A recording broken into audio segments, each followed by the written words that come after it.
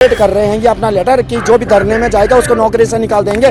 तो मानव अधिकारों का हनन संविधान नहीं देता है, चाहे वो कानून हो, चाहे वो मुख्यमंत्री हो, चाहे वो प्रधानमंत्री हो। सरकार का पता ही नहीं चल रहा वो करना क्या चाहती है। हम लोगों को मतलब अगर सरकार चाहती है हम रोड पर आ जाए। सारे देहरादून के अस्पताल के अगर नर्सेज सड़क में आ जाएंगी तो चाहे वो महंत जी हो, चाहे जॉली ग्रांट के मालिक हो, चाहे किसी कौन से भी हॉस्पिटल का मालिक हो, नगर निगम की गाड़ियां बुलाएगा डेड बॉडी उठाने के लिए। सरकार हमारी मांगे नहीं सुनेगी।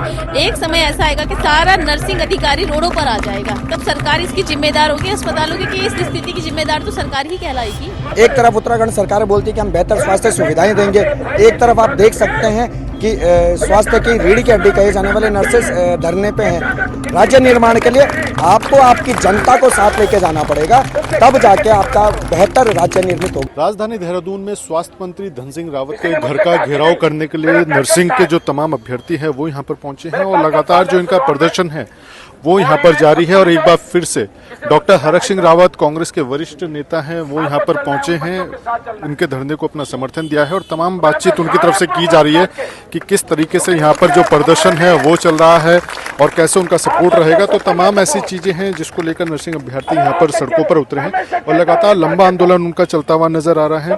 कुछ नर्सिंग अभ्यर्थी हमारे साथ यहाँ पर मौजूद है। मैम, क्या नाम है आपका? मेरा नाम सर सपना राठौर।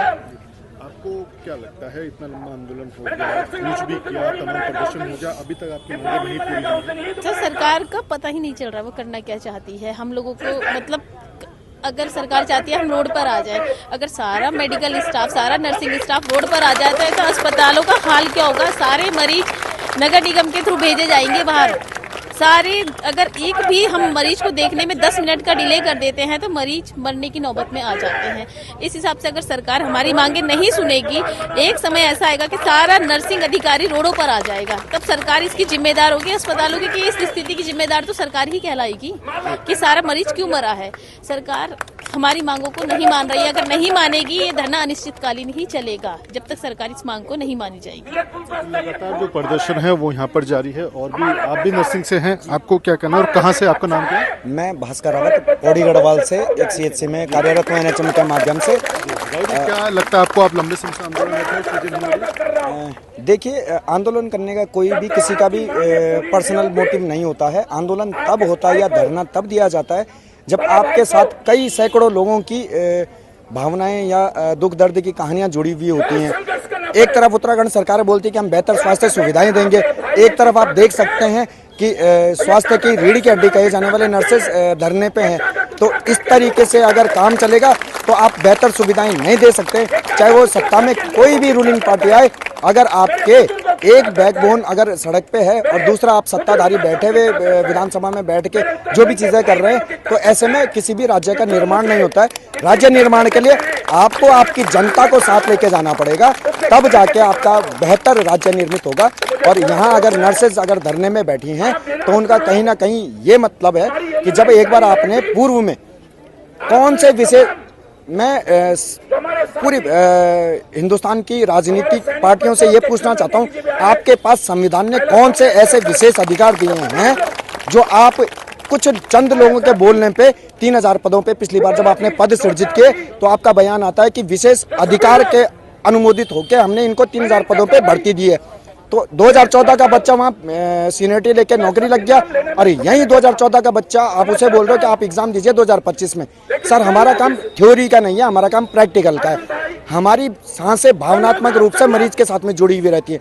अगर पूरे, मैं केवल देहरादून की बात करता हूँ, सारे देहरादून के अस्पताल के अगर नर्सेज सड़क में आ जाएंगी तो चाहे वो महंत जी हो, चाहे जॉली ग्रांट के मालिक हो, चाहे किसी कौन से भी हॉस्पिटल का मालिक हो, नगर निगम की गाड़ियां बुलाएगा डेड बॉडी उठाने के लिए। अगर सारी नर्सेज धरने पे आ गई, डॉक्टर अस्पताल नहीं चलाता, आपका GDA, नर्सेज, फार्मेसी अधिकारी ये हॉस्पिटल चलाते हैं। तो ये जिस गलतफहमी में है और इनसे पूर्व में 2-3 दिन से सर्कुलेट कर रहे हैं ये अपना लेटर कि जो भी धरने में जाएगा उसको नौकरी से निकाल देंगे। तो मानव अधिकारों का हनन संविधान नहीं देता है, चाहे वो कानून हो, चाहे वो मुख्यमंत्री हो, चाहे वो प्रधानमंत्री हो। किसी का मौलिक अधिकार हिंदुस्तान में रहते हुए कोई नहीं छीन सकता है। आपके माध्यम से, मीडिया प्रभारियों के माध्यम से आपका बहुत बहुत आभार है। तो ये लगातार जो आक्रोश है नर्सिंग अभ्यर्थियों का वो यहाँ पर जारी है और तमाम जो चीजें चल रही हैं वो भी सबके सामने है कि किस तरह से जो प्रदर्शन है वो लगातार यहाँ पर चल रहा है।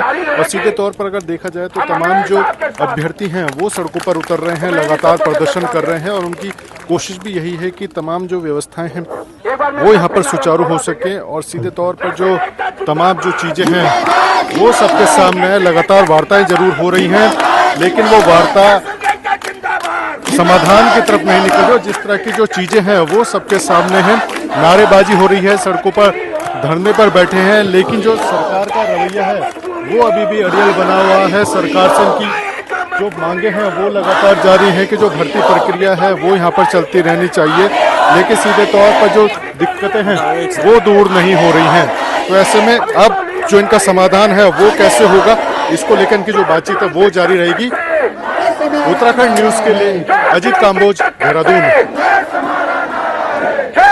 सर्कुलेट कर रहे हैं ये अपना लेटर कि जो भी धरने में जाएगा उसको नौकरी से निकाल देंगे।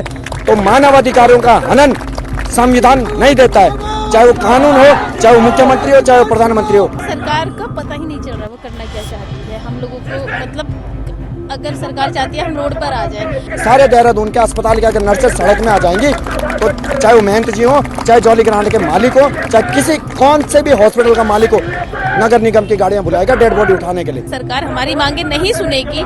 एक समय ऐसा आएगा कि सारा नर्सिंग अधिकारी रोडों पर आ जाएगा, तब सरकार इसकी जिम्मेदार होगी। अस्पतालों की इस स्थिति की जिम्मेदार तो सरकार ही कहलाएगी। एक तरफ उत्तराखंड सरकार बोलती है कि हम बेहतर स्वास्थ्य सुविधाएं देंगे, एक तरफ आप देख सकते हैं कि स्वास्थ्य की रीढ़ की हड्डी कहे जाने वाले नर्सेज धरने पे हैं।